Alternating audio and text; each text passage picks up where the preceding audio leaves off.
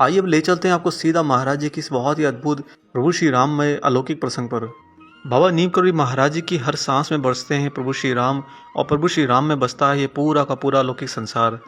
इस संसार के अंदर जो कुछ भी है वो राम जी के अंदर से ही आता है और राम जी के अंदर ही समाहित हो जाता है। यही प्रभु श्री हनुमान जी और बाबा नीम करोड़ी महाराज जी का अस्तित्व है।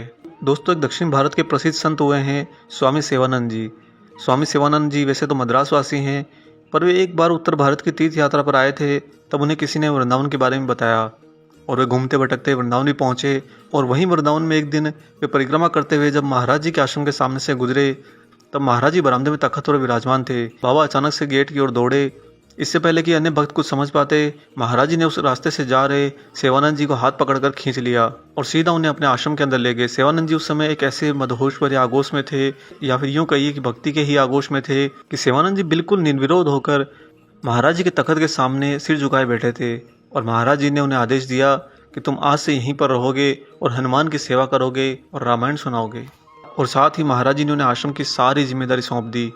तब से यही सेवानंद जी वृंदावन आश्रम की पूरी देखरेख करने लगे। क्योंकि उन दिनों महाराज जी के समय वृंदावन आश्रम का कोई बैंक का खाता नहीं खोला गया था, अतः आश्रम की सारी आर्थिक व्यवस्था भी स्वामी सेवानंद जी ही देख रहे थे। लेकिन दोस्तों, स्वामी सेवानंद जी तो पढ़े लिखे बिल्कुल भी नहीं थे, इसलिए आश्रम के हर कोने कोने का आय व्यय का हिसाब किताब वे नहीं रख सकते थे।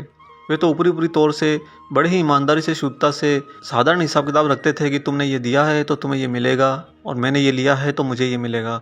महाराज जी के समय तक तो उस वृंदावन आश्रम के ट्रस्ट का सब कुछ सुलभता से चल रहा था, या यूं कहिए कि कहीं ना कहीं शायद ट्रस्ट के जो ट्रस्टी होते हैं वह महाराज जी के संरक्षण में या महाराज जी की कृपा में कृतार्थ होकर कोई भी विरोधी गतिविधि नहीं कर रहे थे। परंतु बाबा जी के महाप्रयाण के बाद ट्रस्ट ने आश्रम की आर्थिक स्थिति स्वामी जी से जाननी चाहिए, और इसके लिए उन्होंने स्वामी सेवानंद जी को बुलाया और बुलाकर उन्हें अक्सरतः ये जानकारी देने के लिए कहा गया कि आश्रम के पास कितना धन है, उसका क्या हिसाब किताब है और कैसे आप आय और व्यय का संतुलन बनाते हैं। दोस्तों, जब ट्रस्ट के ट्रस्टियों ने स्वामी सेवानंद जी को बुलाया था, उसमें स्वामी सेवानंद जी के पास न तो कोई धन था, न ही कोई संपत्ति थी, और न ही लिखित में कोई बही खाता था। उन्होंने आकर यही बताया कि जो कुछ भी धन उनके पास में प्रत्यक्ष में आता है वे उसे आश्रम की सेवा भाव में खर्च कर देते हैं। और उनका यही क्रम महाराज जी के शय शरीर रहते हुए से निरंतर चल रहा था। चूंकि स्वामी सेवानंद जी बहुत ही ईमानदार थे और शुद्ध आत्मा के थे, अतः महाराज जी के समय उन पर कोई अंगुली नहीं उठी, कोई प्रश्न नहीं लगा, और साथ ही बाबा उनके आचरण से बहुत प्रसन्न रहते थे। लेकिन यहाँ पर महाराज जी के महाप्रयाण के बाद यह घटना घटी और ट्रस्टियों ने सेवानंद जी से सवाल जवाब किया, तो उन्होंने पाया कि सेवानंद जी के पास मुकम्मल हिसाब किताब नहीं है, और इससे वे बहुत ही असंतुष्ट हो गए। और जब उन्होंने बड़े ही रुष्ट होकर स्वामी सेवानंद जी से कहा, तो स्वामी जी इस बात से बड़े ही क्षुब्ध हो गए और उन्होंने आगे आश्रम की व्यवस्था चलाने से इनकार कर दिया। उनके इनकार करने पर ट्रस्टियों ने कहा कि आपके पास में जो कुछ भी आश्रम की सामग्री है वह कृपया यहाँ लौटा दीजिए। तो स्वामी सेवानंद जी ने बताया कि मेरे पास तो सिर्फ एक रामायण है, शुरू से लेकर आज तक वही रामायण मेरे पास में इस आश्रम की एक संपत्ति के तौर पर है, जिसे मैं हनुमान जी और महाराज जी को प्रत्यक्ष प्रतिदिन सुनाया करता हूँ।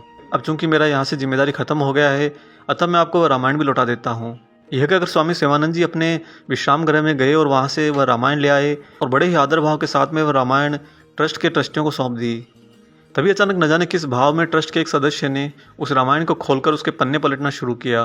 तो दोस्तों, उस समय जो कुछ हुआ उससे सारे के सारे वहाँ पर उपस्थित लोग अचंभित हो गए, और कुछ के तो रोंगटे खड़े हो गए उस घटना को प्रत्यक्ष में खुली आंखों से देखते हुए। हुआ कुछ इस तरह कि वह ट्रस्ट स्वामी सेवानंद जी पर आर्थिक धन के आय व्यय के लिए उन पर दोषारोपण कर रहा था, और उसी परिस्थिति में हनुमान और महाराज जी के परम भक्त स्वामी जी ने वह रामायण जब ट्रस्टियों को लौटाई और उसके पन्ने वो पलट रहे थे, तो अचानक से उन पन्नों के बीच से उछल उछल कर नोट बाहर गिरने लगे। और ऐसा भी नहीं था कि रामचरितमानस के पन्नों में कहीं नोट छिपाए हुए हों, क्योंकि एक बार पन्ने पलटे तो नोट उछल कर गिरे, दोबारा वहीं पर फिर से पन्ने पलटे तो फिर से वही घटना। जितनी बार वह ट्रस्ट का सदस्य रामायण के पन्नों को पलटता, उस रामायण से धड़ाधड़ नोट नीचे गिरने लगते। जैसे कि उस रामायण में बसे प्रभु श्री हनुमान जी परम पूज्य गुरुदेव बाबा नीम करोड़ी महाराज जी स्पष्ट कह रहे हो कि जिस धन के पीछे तुम मेरे भक्त को इतना परेशान कर रहे हो, लो जितना धन तुम्हें चाहिए मैं तुम्हें देता हूँ। और उस समय वहाँ प्रत्यक्ष में सभी भक्तों ने यह देखा कि अगले चंद क्षणों के अंदर वहाँ पर नोटों का ढेर लग गया है, और इतने सारे नोट जमा हो गए हैं जिससे पूरे आश्रम की व्यवस्था बहुत ही आसानी से सुचारू रूप से चलाई जा सकती है। ट्रस्टियों का भी मन पिघल गया, और आश्रम के अन्य भक्त जो थे वो महाराज जी की इस अद्भुत लीला के सामने नतमस्तक हो गए। और इस प्रकार प्राप्त हुई कई हजार की धनराशि के नोटों से महाराज जी की तेरहवीं वहाँ पर बहुत ही अच्छे से संपन्न हुई, और जो बचे हुए नोट थे उन्हें बैंक में आश्रम का खाता खोलकर उसमें जमा करा दिया गया। बाबा जी ने यहाँ पर भक्त के भाव के आगे प्रभु श्री राम की रामायण का एक बहुत ही अनूठा लीलात्मक सृजन किया, जिसके अंदर ये पूरा का पूरा भौतिक जगत समाया हुआ है। इसलिए महाराज जी कहा करते थे रामायण सुनाओ, क्योंकि जब आप रामायण सुनाते हैं तो आप वास्तव में इस भौतिक जगत के एक एक आवरण, एक एक वस्तु के अंदर प्रभु श्री राम का ही गुणगान करते हैं। और दोस्तों, जब आप रामायण के द्वारा राममय हो जाते हैं तो महाराज जी और हनुमान जी के लिए तो ये बहुत ही आसान है भौतिक जगत का आपके लिए ढेर लगा देना। अब आप भी इस भाव को समझ गए हों कि महाराज जी और रामायण का क्या परम रिश्ता है। प्रभु श्री राम के श्री चरणों में समर्पित बाबा हनुमान, बाबा नीम करोड़ी महाराज जी, उनका अद्वैत भक्ति और अद्वैत प्रेम हम मनुष्य के लिए सर्वोपरि है। अपने जीवन में राम में रहते हुए और हनुमान और महाराज जी के श्री चरणों में सेवा करते हुए हम आशा करते हैं कि आपको आज का ये वीडियो पसंद आया हो। और अगर वीडियो अच्छा लगा है तो जाने से पहले इसे लाइक ज़रूर कर दीजिएगा। और अगर आपने अभी तक चैनल को सब्सक्राइब नहीं किया है तो चैनल को सब्सक्राइब भी कर लीजिए। मिलेंगे बहुत जल्दी ही एक और ऐसे ही अद्भुत और अलौकिक अंक के साथ। तब तक अपना और अपने माता पिता का परम कर्तव्य जानकर ध्यान रखिए और प्रभु श्री राम जी का निरंतर गुणगान करते हुए बाबा हनुमान और बाबा नीम करोड़ी महाराज जी की निस्वार्थ होकर सेवा करते रहिए। जय सिया राम।